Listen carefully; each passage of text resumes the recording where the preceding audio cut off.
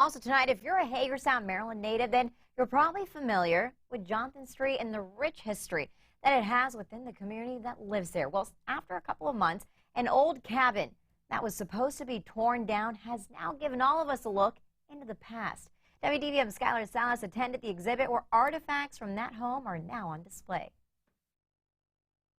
Now, it might not look like it, but back in 2018, this house used to be an old log cabin that a police officer had run into. It wasn't until then that several artifacts were found, and now those same artifacts are being shown in an exhibit. The journey started here nearly a year ago. What was supposed to be the demolition of a condemned building turned into a preservation of this Jonathan Street home. I read about the discovery of the cabin and the archaeological excavations, and it really piqued my interest, and I thought I'd love to see what they find, and I loved the idea of the way the objects can make you start to imagine other lives. And so I thought, you know, our museum can really help tell this story. While digging through the area, they found the cabin along with tiny artifacts that would start this new exhibit of the history of Jonathan Street. I think it's important for people to understand the different circumstances that have come upon that community, but it's more important for people to understand how resilient the community is and to see this rebirth of this community.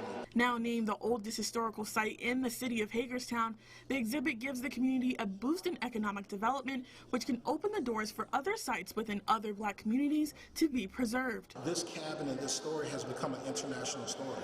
So this creates an opportunity for economic development. It creates an opportunity for tourism. It's an opportunity that a rising tide will lift all ships.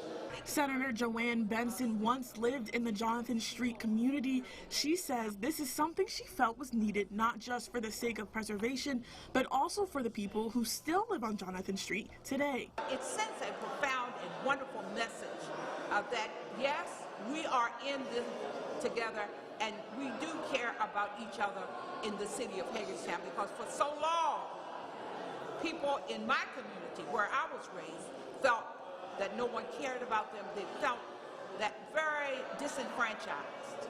But this coming together tonight is a positive and wonderful step in the right direction. Reporting on Jonathan Street in Hagerstown, Maryland, I'm Skylar Salas with WDVM 25.